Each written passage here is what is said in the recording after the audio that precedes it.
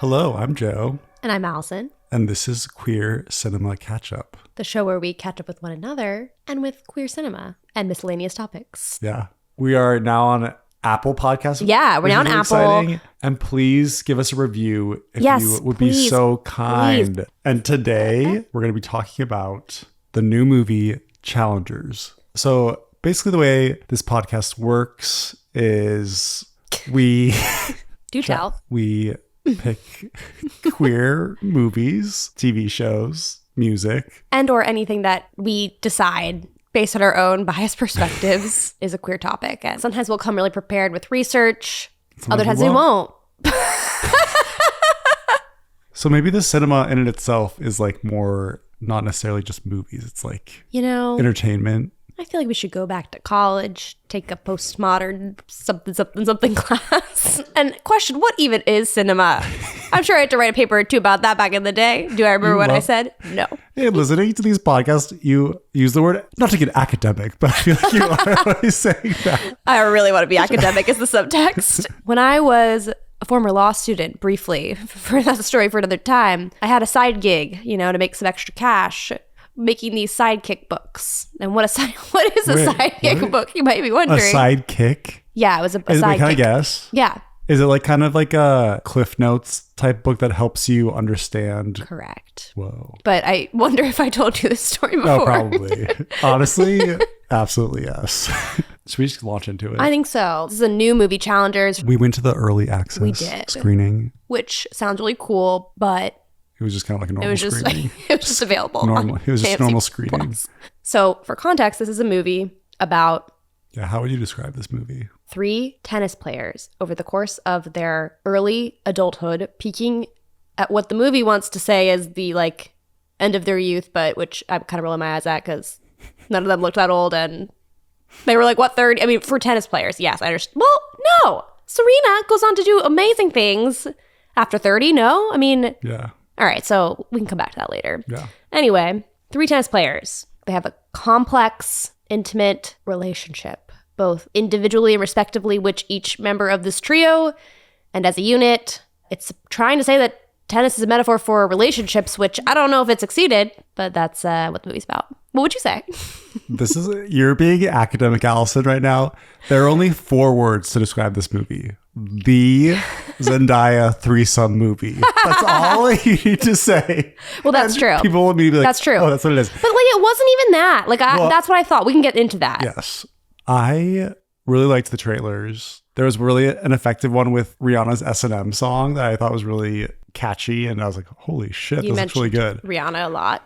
And before the movie. Yeah, I kept being like, I hope that Rihanna's in the movie. Her music was not.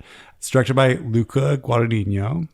We love and know as the director of Call Me By Your Name. Yes. And Suspiria. Oh, I haven't seen that one. And Bones and All. That one I didn't really want to see, to be honest. I tried watching it twice and I could not stay focused. I was really excited for this movie. I was as well. I remember we saw the trailer at different points. We were excited about it. And I kept saying, oh, this is a perfect QCC movie. And this was even before we really had started our podcast. So I kept saying, when we start our podcast, this is a movie. And you were like... They're brothers. And you're like, really? But anyway, I was like, there's just no way this movie is about 2 brothers fighting over Zendaya. That sounds way less exciting and sexy and cool than if they're in a throuple. It just sounds kind of interesting and something I want to see. But yeah. But so the trailer's very... is raunchy the right word? No, I would say... It was elevated smut.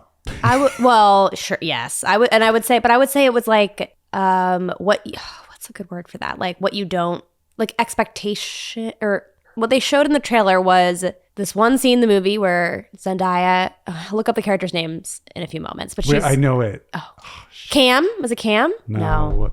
The guys' names are Patrick and Art. Patrick and Art. Which one's Patrick? I think Patrick's Josh O'Connor. Okay. And Art is the guy from West Side Story. His name I cannot remember. People keep saying it, and I'm like, he was great, but I just cannot remember his name. His name's Mike something. Mike Feist. That's it. Feist. All right. We might have to end this one just because might not be able to call them by their names. Because honestly, did you hear what I just said? Call them by our names. I was going to make a joke, but I was waiting for the opportunity to. I just feel like it was kind of like a movie star movie. I want to call them by their real names because I just feel like they were so great. and movie star quality, blah, blah, blah. But yes, the trailer features this scene with Zendaya. And what we learn when we watch the movie is a hotel room with the two boys.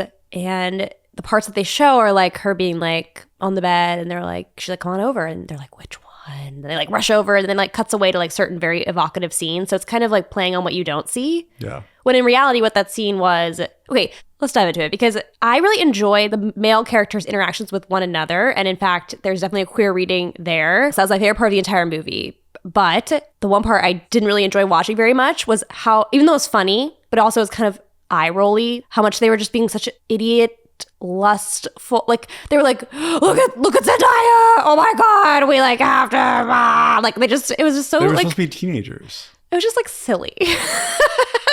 It was like they hit the joke like one too many times, I think. Like I was laughing and then a few times I can't remember what they did, but it was just like, oh my god. But then I started to enjoy it again when they go back to their hotel room. Because okay, to set the scene, they're all at a tennis conference, they're all like young tennis stars, but Zendaya is the biggest tennis star of all. And the boys are kind of maybe, you know, good, but not on her level. Like she's kind of one of those up and comers you're gonna hear about in the news. Like even someone like me who's not like really a big sports fan is gonna know their name. And so yeah, they go to this party, they see Zendaya, that's when they're really like obsessed with her and it's kind of funny, but then they, in my opinion, it just kind of like gets a little like the jokes like hit one too many times, I guess. But then they, you know, they kind of strike out, but they invite her.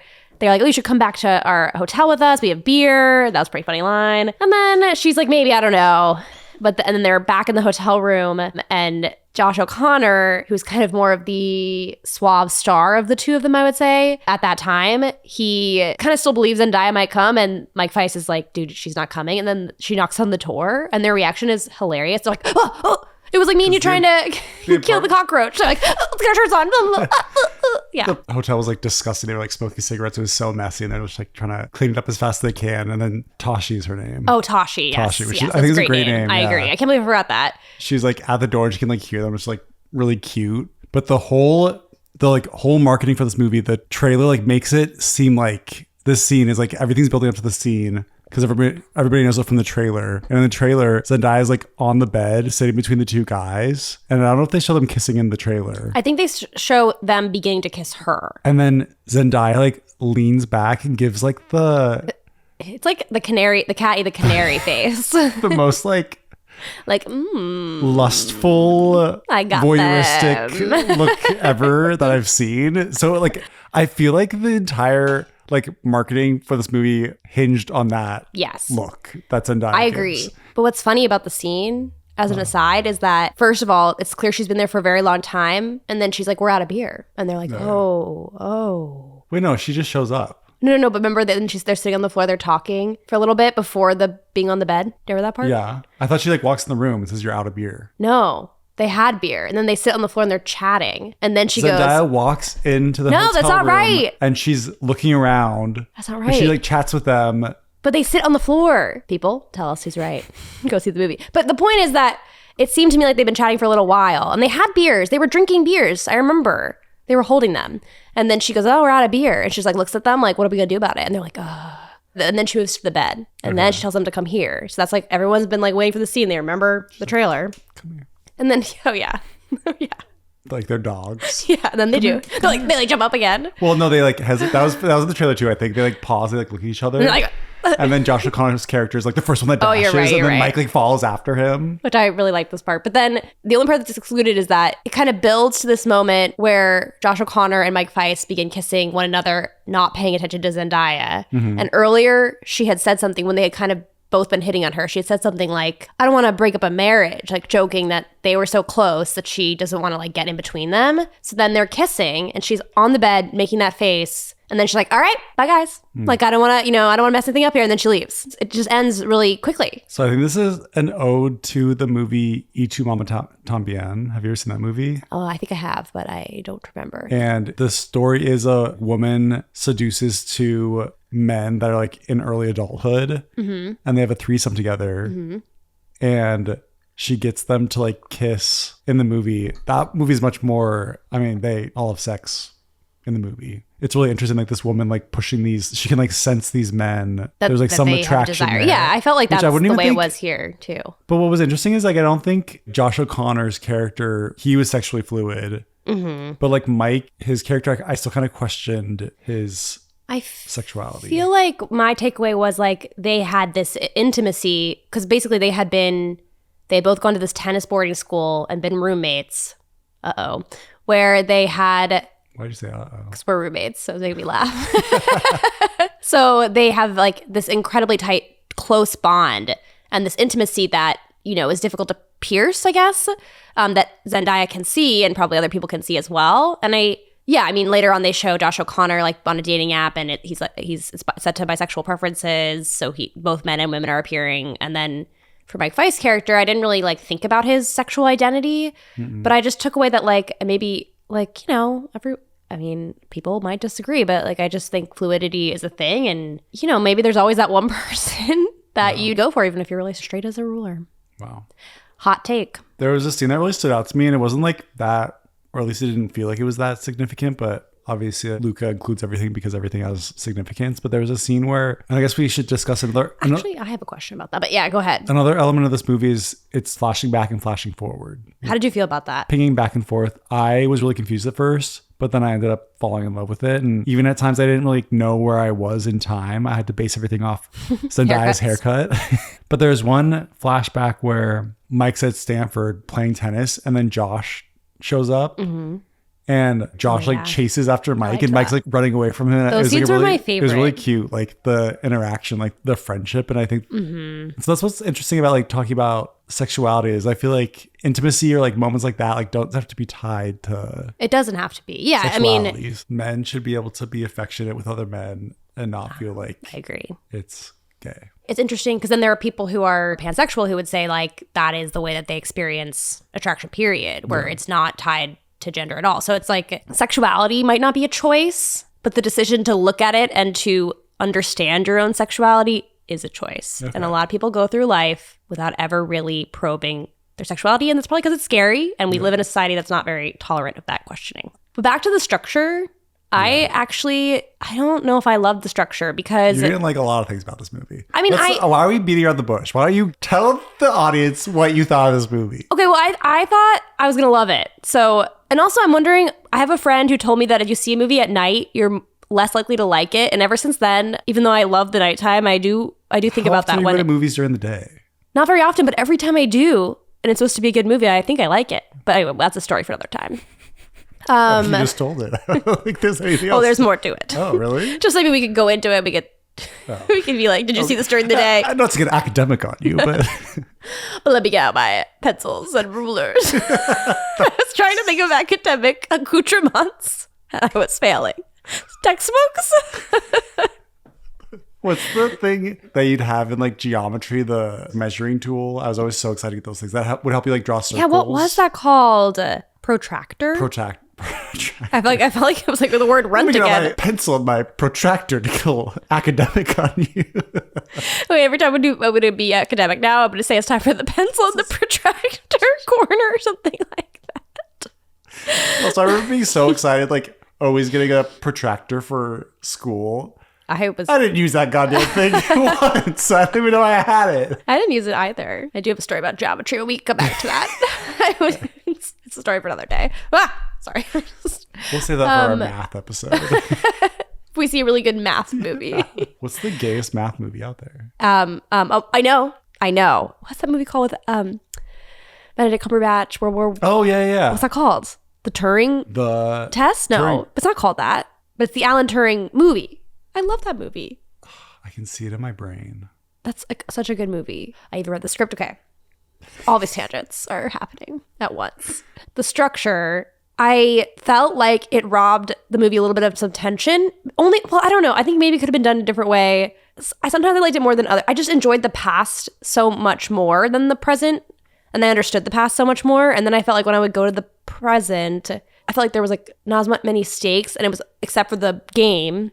And like seeing the stuff that was before that, it felt a little bit like we were kind of like, what's the word? Like extending things for the sake of extending them. Like, let's show you this scene, from 5 hours before. And I was kind of like, no, get me back to the game. I don't know. So at times I was a little bit frustrated by the structure. And also I feel like another thing we should add for context is when we talk about the structure of the movie, it's the past when they're the people part we already described with their young tennis players. And then it's the future where Zendaya has ended up with Mike Feist's character and she's been injured. And so she can't play anymore, but she's Mike Feist's coach, and he's a very established player who's going through a big rut. And he goes to play in a challenger competition, which is kind of like my understanding, like for up-and-comers who are trying to get bids to the bigger tournaments. Mm-hmm. And they're sending him to do this like one in New Rochelle because Zendaya wants him to get like a win under his belt so he can believe he can go all the way to the big, the Grand Slam. What's it called? What is it called? The U.S. Open. Every time I said it, I had heard it before, but... Yeah. But then Josh O'Connor ends up being there, and what's happened to Josh O'Connor is that even though he was the better player, he's kind of somebody who life has always come easy to him. He probably didn't practice a lot. You know, he kind of just has not put in the work, and so he's kind of just like a mid player. Mm-hmm.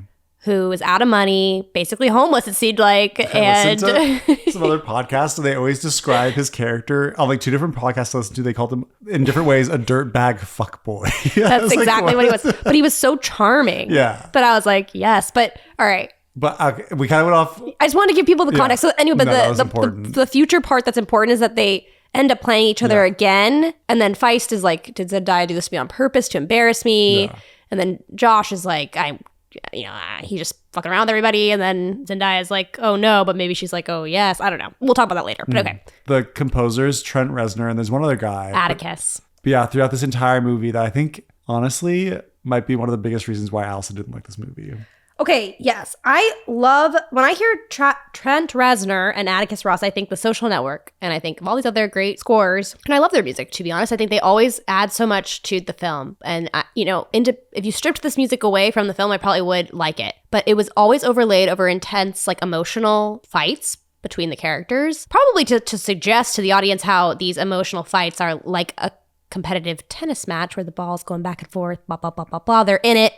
They're in a relationship, blah, blah, blah, blah. And I got the metaphor. I got it. But I couldn't hear what the hell the characters were saying, and it was making me really angry. And I never do this. I actually took my phone out, and I texted Joe. So we're sitting in different spots. Yeah, we booked them. Yeah. And I said, this music is really annoying. And it was to me. And so we weren't sitting next to each other. So I was like, I just kind of assumed that you loved it, honestly. And I like stood up and I like looked behind. Our friends were like sitting directly behind me. I was like, I love that.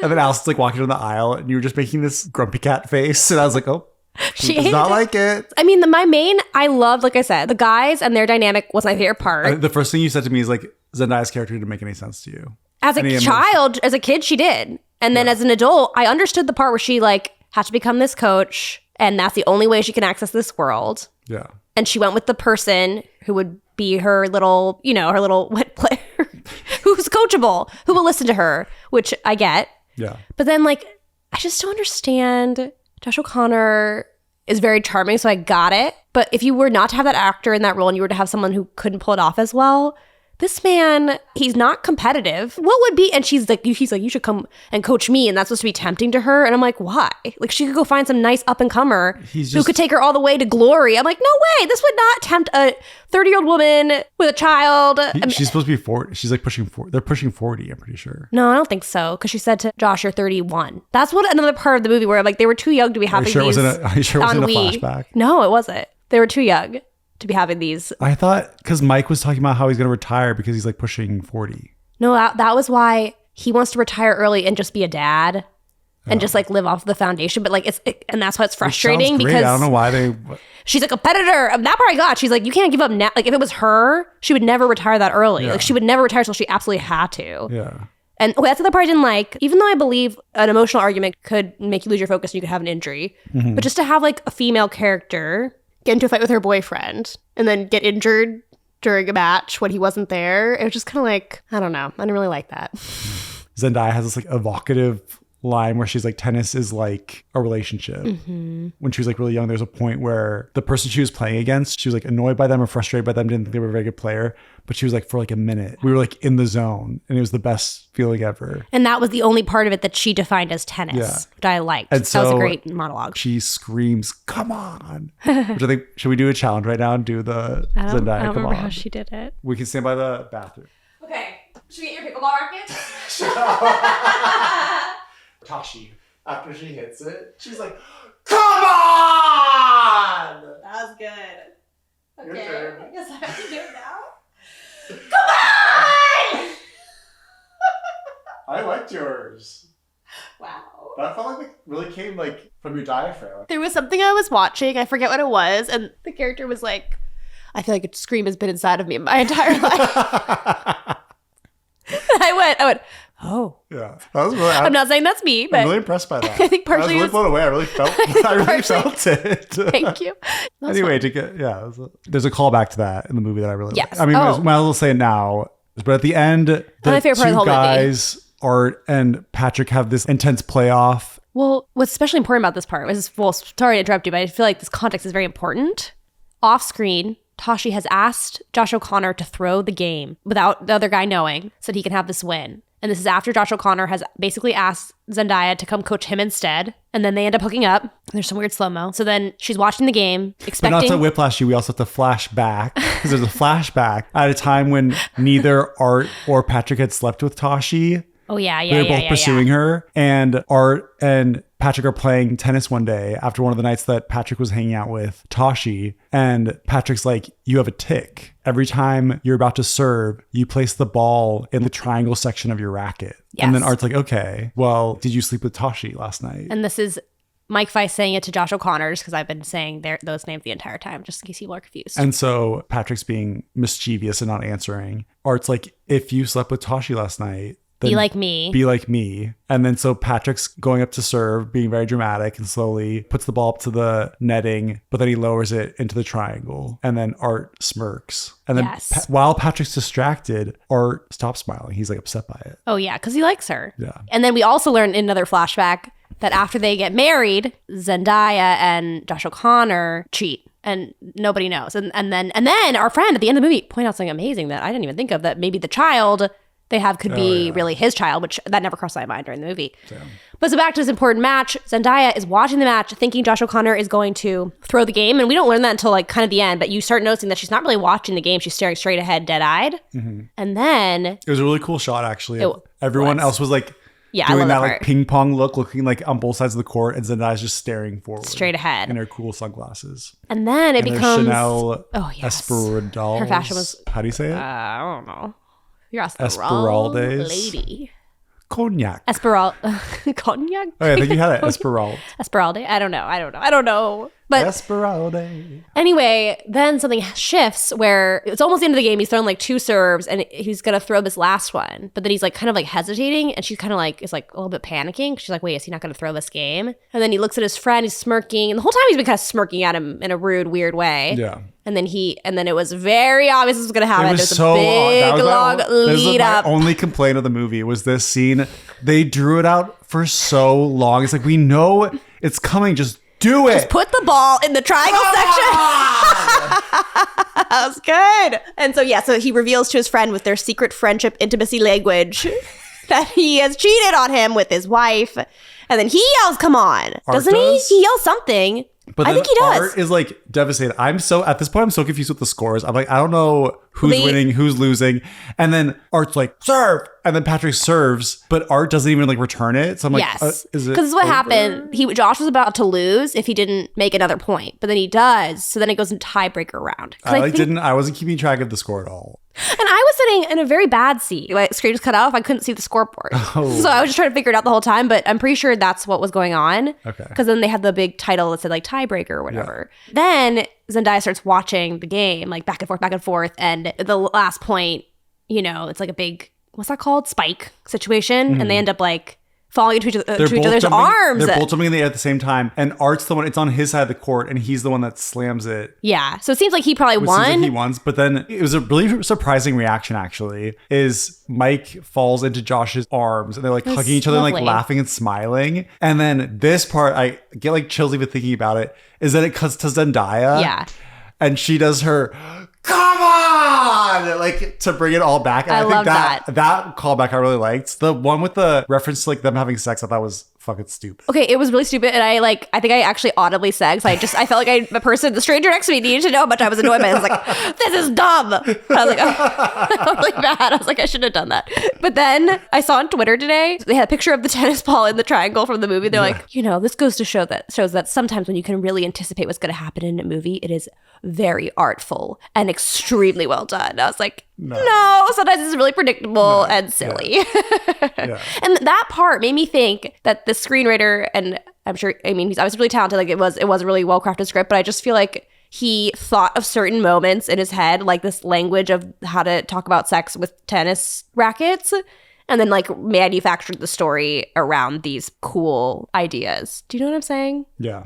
I listened on the Big Picture podcast. They interviewed him. His first name's Christian, and he wrote this on a spec. What does that mean? It means he did it for free and then sold it. Christian is married to the woman who wrote, what's that? Oh, Past Lives. Yeah, Past Lives. Wait a minute. On Wikipedia, it says it's written by Justin Rutskis. What? I had the name wrong. Why did I think it was Christian? We're really sorry, Justin. Justin's married to Celine Song. I don't know why I kept saying Christian. Okay, I'm sorry. Correction, Justin. But to give a little, so to go back to what I was saying on the Big Picture podcast when Sean was interviewing Justin, he was asking about the balance between, like, was it the focus on the world of tennis or was it the relationship dynamic? And then Justin said, and I thought this was really interesting. He said, because the film was inspired by originally this moment of watching the US Open in 2018. And there was this final between Serena Williams and Naomi Osaka. Oh, yeah. And yeah, Serena Williams got this call from the umpire where he said she received coaching from the sidelines. And then Justin goes on to say, and that immediately struck me as very cinematic, that you're alone on the tennis court, that there's this one other person who cares as much about what happens to you as you do, but you can't talk to them. And I started to think immediately, well, what if you really need to talk about something? And what if it was something that was beyond tennis? That's great. I think that's great. Really great quote.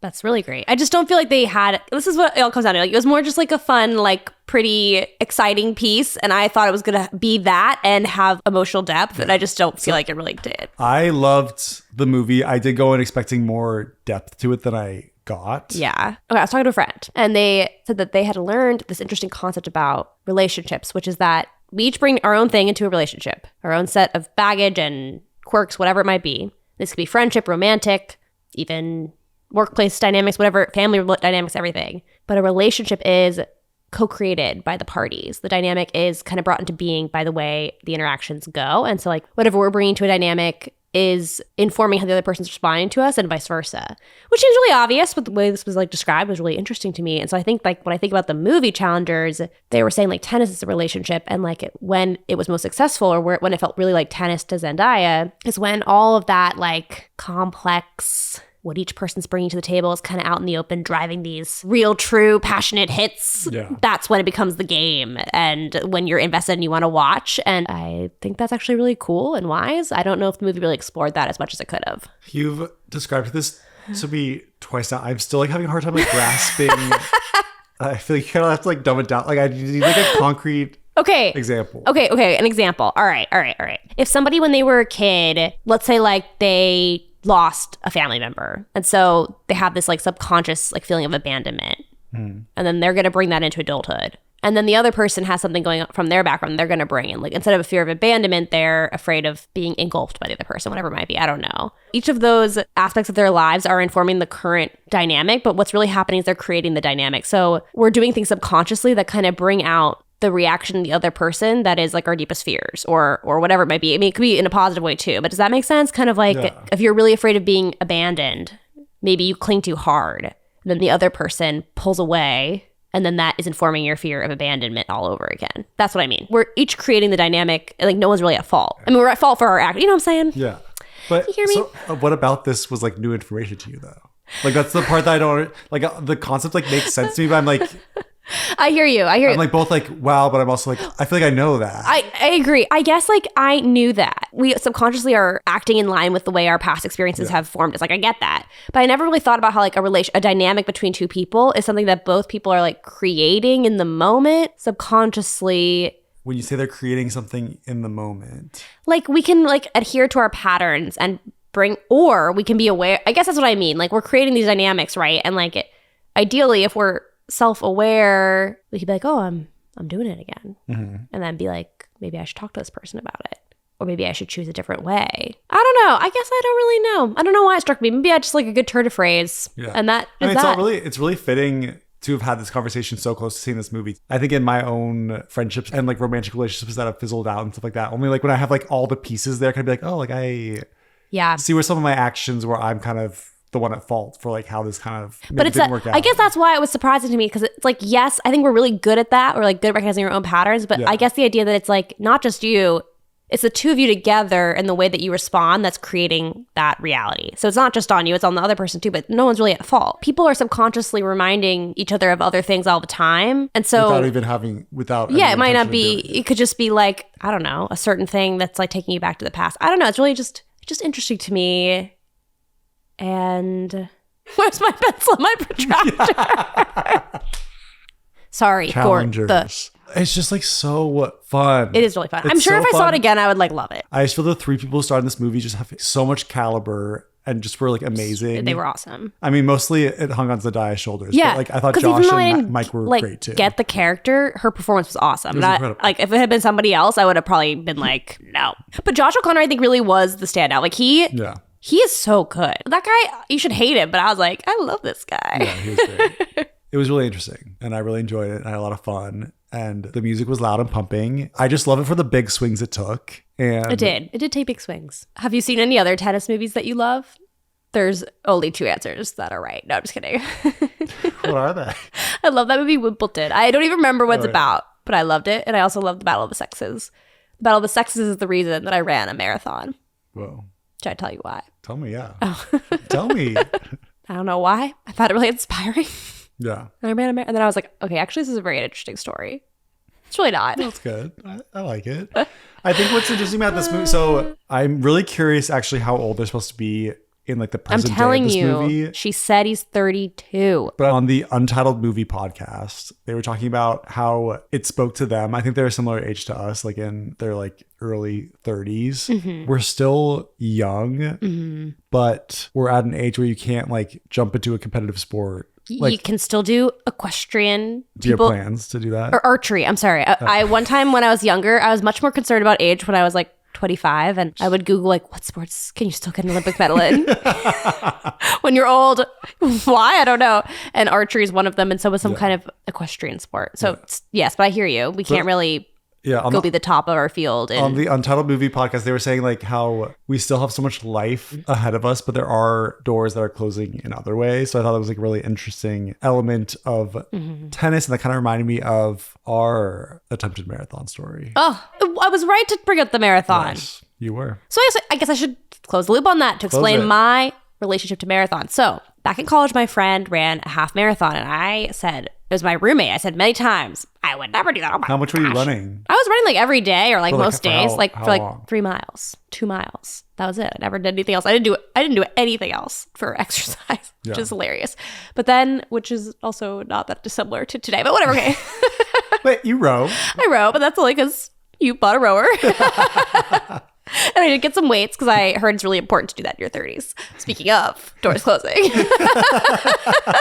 Okay, so then I'm in my 20s. I'm wondering about my sexuality, but I'm not talking to anyone about it. I see this trailer for a movie called Battle of the Sexes where Billie Jean King, a person I learned about probably from that trailer, who's very famous, challenges Steve Carell to a tennis match to prove that women can beat men who, and I was like, well, what? This is like an amazing movie. And then I found out it was a gay movie, and I was like, oh. And then I was like, maybe I should see that movie. just kind of back of my mind. Like, I'm seeing it for the Battle of the Sexes. Or am I? And so I go to this movie, and I love it. I love it. I thought it. So I love it's like Naiad. I love a good inspirational. Feel good inspirational. Movie. And I love Emma Stone. And I love Steve Carell. Yeah. All around great. And so then afterward, I'm like walking home, and I think she was 26 in the movie, or that's the age that the Billie Jean King was supposed to be. And I was like thinking, the doors are closing, but the chance for me to do something really amazing athletically like Billie Jean King, it's going to go away soon. I'm like, I should run a marathon. I bet I could do it. And then so I ended up texting my friend who ran the half marathon. I said, hey, I'm thinking about running a marathon. Like, I know we don't live in the same place. Would you do it with me? Maybe we could train. It could be fun. And she was so game, which was awesome. And then we ended up running 2. And then we were training for a third one. It was going to be in Chicago where I was going to grad school. And I had done all the training. And then 3 weeks before, I got an email from my program telling me that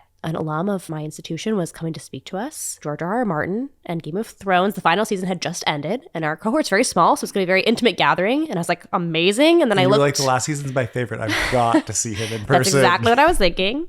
We actually were told that we were not allowed to ask him questions about the last season of Game of Thrones or about when he would finish his books. But then I looked at the date and it was the same date as the marathon. So then we didn't do it. And I intended to do another one, but then the pandemic happened. So anyway, I moved to LA and I'm like, I should get back to my marathon ways. And I thought Joe's really athletic. I'm going to make him do it with me. And it was really fun. We like trained. And then in January of 2023, the less fun part happened. We ran a half marathon. So I come back from the holidays and Joe's like, hey, I signed up for the Griffith Half Marathon. It's on Saturday. You should do it with me. And I was like, yeah, I'll spend $200. Was it $200? No, it was like $150. It wasn't that bad because it was actually a very brand new race. They had never had that one before. So we show up. I'm excited. And we're like waiting. Then it's time to line up. There's not that many people there because it's like a brand new race. But it's still a race. And that's important for later on the story. So then we start. And I don't remember how Griffith Park is basically a cliff. And there's just like a billion hills. For some reason, when I started, I like suddenly like started panicking. I'm like, wait, do I even know how to breathe while I run? And I was already like thinking that in my head. And then we turned the corner. And I'm not joking. It was a hill that probably went on for like 4 miles. Yeah. The whole beginning of the race, you're just running uphill the entire time. And the crazy thing about it is it's like very windy and you're like turning around corners of like mountains. You can't really see what's ahead of you. And then you'll turn a corner. And it's like more hill. And then you'll look off into the distance across the way and you'll see tiny specks of people running far off in the distance. You're like, oh my God, I need to get to that point also. So that was very like mentally taxing. But I had no frame of reference. So I was like, well, this is just what it is. This is what a race is. So You went for it. I went for it. And I walked that part. And then after that, I was like, I just need to get, I'm like probably so far behind. I actually really wasn't, surprisingly. No. But I was like, I need to like really finish. And I remember you had told me that like mile 14 or something was under a bridge. So we got to the bridge or like a tunnel. And I was like, oh my gosh, amazing. But there were like 3 tunnels. And there were also people on horseback because there's like horseback riders. It was just really interesting. Anyway, we finish and I'm so glad. My one toenail did get bruised and eventually fall off. But you know, mostly I was fine. Yeah. And then we find out that Joe came in like 10th place or something. Every time you tell the story, you like bring me up significantly. I think I was like 55 out of 200. Still amazing. No, it was not 55. It was a number that impressed me. It was like 24. Wow. I'm going to look it up. It's still online, people. But so I was like so thrilled. I was like, oh my gosh, this is so exciting leading up to the marathon that we're going to run in March. And then probably like a few weeks later, I had this trail run that I loved. And I basically ran into the Hollywood Hills and I'd run around the Hollywood Reservoir and then I'd run back home. And it was like this really nice, like long run. And I was doing it one day and I was like, not even like fully up the Hollywood Hills. And I was like, like one of my knees feels kind of funky. Let's keep going. And I proceed to run that day. I think I ran like... And these are 12 miles. 12 miles. And the last like 3 miles, I was like limping home. It was so horrible. And you ran again on it. I ran. I'm pretty sure. I was like in denial. So like 2 days later, I like ran again. Then I couldn't even run like 2 miles on it. And then you couldn't even walk. I couldn't even walk. And there'd be like weeks where I'd like measure the distance of where I need to walk to. Cause I'd be like, I don't think I can make this. It was awful. And so I had to drop out of the race. And then I was like, well, I can't do anything by myself. I lost my ride. Yeah, actually, that probably was a consideration. There was like a whole, Well, also, I was commuting to work and it was winter. And so I don't want to run in the dark. I'm like afraid to do that. And so I'd be like, when am I supposed to do these runs? So I feel like my training was also like slipping. And then I like got a gym, but I really couldn't like go. I really didn't want to pay for this gym. And so then when you did it, there was just a confluence of factors. Yeah. And I just want to stress that though Joe couldn't walk for a while, which was really awful that I think about it. I'm so glad that went away. I just remember we went to go see the wildflowers with our wonderful friend and you were like, I can't walk. Oh. That was really sad. I mean, it ended up being fine because we just kind of like went to one field, but you know what I'm saying? Yeah. Beyond this injury, Joe and his entire family are incredible athletes. In another context, I feel like I am pretty athletic, you know, like I feel like I probably am better than the average Joe. But not this Joe. I just feel like there were a lot of like, you know, not only dares that I couldn't complete because I was afraid of everything, but also like a lot of like games where I would be the worst one there's physically. Like some athleticism to my family, but I think mostly I just have really competitive siblings. As a child, this energy, I was always like, oh my gosh, I can't keep up. This is so shameful. And also I'd be like, because your sister, my friend, would be like, I want to be a professional soccer player. And honestly, she was really good. Like probably could have been, right? And I'd be like, me too. Yeah, me too. Even though there's no way in hell I would ever made it that far in the world of soccer or any other sport. And so then we cut to Easter of 2022. The first year I was here, Joe's family very wonderfully invited me to come visit for Easter because I couldn't go home to my own family. It was so lovely and kind. It was so wonderful to go back to Seattle because I hadn't been in a few years. A bunch of the siblings and similarly athletic friends were let's go play this game. It was an invented game. I immediately am flashing back to 2005. Oh no. It was an invented game? Yes, it was soccer, tennis, table tennis, whatever situation. Soccer, tennis. What the hell it's called. And how do you play soccer, tennis, Joe? What is this game? Can you explain it to our audience? Well, it's just tennis with a soccer ball. You use your feet. So you have to basically do juggling. That's the hardest part of soccer skills. I didn't know this deeply wounded you. But it did it. That was what was funny about it. Is I remembered how this would have made me feel back in 2005. Oh. But then we play it. I'm I know what's going to happen here. And sure enough, I was terrible. Mia Hamm could have done it. She definitely could have. I had a Mia Hamm jersey. My sister had 2 copies of a Mia Hamm biography book. I don't know why. I had a copy of that book too. But yeah, that's my story. Yeah. My only complaint is this movie should have been a story about pickleball. Joe loves pickleball. It's the sport that's sweeping the nation. And do you feel like it's died down a little bit? No. It's on the upswing. I feel like I saw so many articles about it, and then I stopped seeing articles about it. Because the people that were writing the articles started playing pickleball. They don't have time to write things. We did see a picture of Taylor Swift playing pickleball. Yeah. And that, to me, maybe makes me think it's on the map. Maybe I should be. Maybe this crazy little sport has something to it. Wait, that reminds me of something important I have to share. What? It's about Taylor Swift.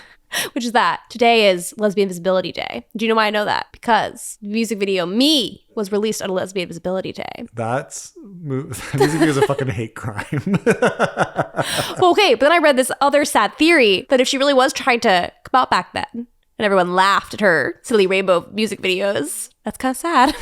If she had started out with You Need to Calm Down, everyone would have been but a lot of people didn't like that music video. Name 3 people that didn't like that music video. Name 1. You? You didn't like it? Why did you like it? I like it. Allison. I don't like it. There were people who would be like, this is performative, kind of laughing at her and thinking it was not a great display of being an ally and just a cash grab. All right, back to our regular scheduled programming. Also, there was an Applebee's scene in this movie. I don't remember it. That was so weird. What happened? When did it happen? So weird. Okay. There was a trash motif in this movie, as a side note. Which I'm talk about the trash. I can't believe we didn't talk about the trash. Flying trash. It became an action movie. We'll talk about that in a second.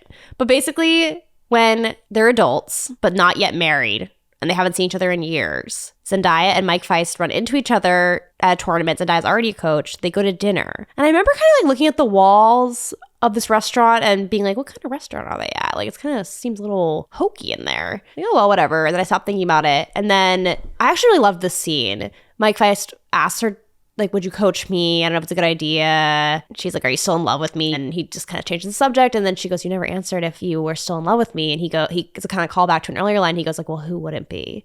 And it was really sweet. I really actually loved it. And then they go outside to the car and then they start making out. And there's this really freaking loud noise. And it was a dumpster slamming shut. That was really freaky. It was scary. I mean, really again, back to the trash motif. They turn, they see the trash, and then you realize it's an Applebee's. Is that the idea, when you're falling in love with someone? Yeah. And you just remember all these details so specifically where it's I can't remember what I did yesterday or the day before. But yeah. When you're making these really intense memories, everything stands out to you. Everything's heightened. Everything's I think that's probably right. Emotional is maybe what I was going for. But I think that's right. And I also think it's they were looking back at the trash separate from the trash.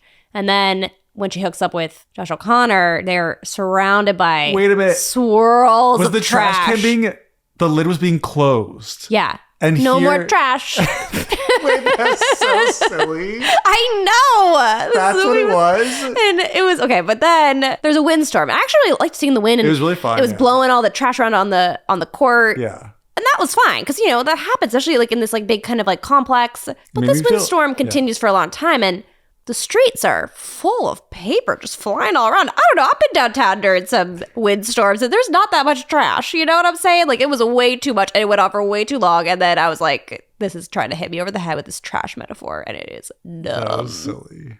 But it was But it was memorable. I love that even. It was just really precise when it wanted to be. There's a hilarious edit. It's the first time we're about to see Mike play for the first time, I think. And he's going up to serve. Mm-hmm. Before he hits the ball, it cuts to a TV screen and him and his wife are rewatching the game. Oh yeah, that was cool. And he's doing poorly. So it's really, you're oh wait, I thought he was supposed to be really good. And he's he lost. Yeah, that was interesting. Tashi's like giving him pointers on what he needs to do. So like you like figure out their dynamic. So I just felt it was really sharp. It was really sexy. It was hot. I'm gonna watch it again. Yeah. I probably will like it more because my expectations will be tempered. Watch it during the day. Come on! I'll hear you yelling downstairs. I'm sorry. What else? Tell me one surprising thing. So what's the surprising thing I could tell you about the movie? Oh, this isn't surprising. This is my favorite part of the whole movie. So when they're in college, Zendaya's dating Josh O'Connor. Zendaya's been walking around this shirt that says, what's it say? Told you so? Yeah, I told you. I told you. And it's gray. It's a great shirt. It's like kind of like a Just Do It shirt, but it's not that. Exactly. And then they get in this big argument. And then I think intentionally, Josh O'Connor puts on her shirt and leaves the room. And then years later, when she sees him again, he's wearing the shirt. And I freaking loved that. Yeah. That was my favorite part of the whole movie. Well, another podcast down. Many more to come because we're addicted now. My amazing sister Caroline shared our podcast on the interwebs, and then I shared her podcast on the interwebs. And so we've had 3 listeners so far, and I've been obsessively checking your analytics. And I saw that we had 20-something downloads, and I really basically that's what's been going on in my mind. And I keep checking my analytics and getting really excited about the modest bump in listeners. Thank you, everybody. We really love to have you here. Thank you. This has been Queer Cinema Catchup, a movie podcast about... And a TV podcast. And other things. Music and other things. But yeah, mostly a movie podcast. We're Allison and Joe. We are roommates. True. Having never known the other was queer. True. Reconnected 20-ish years later. I've tried to run a marathon and failed. And please feel free to send in thoughts, comments, suggestions. You could send in an essay. I might read it out loud. I'm not kidding. To Queer Cinema. She's a fast reader. She's not kidding. I meant on the podcast. I'm like, Allison, please stop reading. We've got to record. Queer Cinema Catchup at Just let me sit down Jane Eyre and I'll be right over. Which is a spin-off podcast idea, but I'll come back to that another time. queercinemacatchup at gmail.com. Please email. I keep opening the inbox and I think someone's going to email us. Give Allison something to read, please, you guys. And then also follow us on Instagram. Yeah. At... It's queer_cinema_catchup, I think. It should be easy to find. My last question, out of the 3 characters, who are you the most? I would say I'm definitely not Josh O'Connor. Definitely. Patrick. I just love them so much by their performances. I have to say their real names. But okay, Patrick. I think I'm between a Tashi and an Art, or a Zendaya and a Mike Weiss, because... I think a lot of people are. It's like we're pulled in the direction of, do you want to like relentlessly commit to a goal and let that consume your life? Or do you want to be a person who cares about life and your relationships? And so I feel like most people fall in between, where they're kind of torn between the 2 worlds. What about you? I'd agree. I'd say the same thing. If not more leaning towards Art than Tashi. Because that's just too much. It's too much. It's too much. And I wouldn't like force somebody to... come down every week and record a podcast with me. Wait, I thought of another connection between you and Tashi. You both have had... Oh, you've been holding out. You're like, oh, this movie reminds me a lot of Joe. You both have had knee problems. Oh, God. Which reminds me of this horrible moment. In the movie? No, it's horrible. We were seeing another movie. Oh my gosh. And Joe's knee was really bad. And there's commercial starts and it's somebody with knee pain. It was a preview during a movie. It was like before the actual commercials for movies started. It was just like a commercial. And I leaned over to Joe as we bantering as we always do. And I go, look, it's you. And then immediately as Allison says that, this character like is in a hospital. They do an x-ray and it turns out they have cancer. And then the screen goes dark and it goes, 1 in 4 people will get diagnosed with cancer in their lifetime. And we were like, yeah, sorry about that. Anyway, you guys, thank you so much for listening. I'm Joe. And I'm Allison. And this is QCC. Come on! Bye, guys.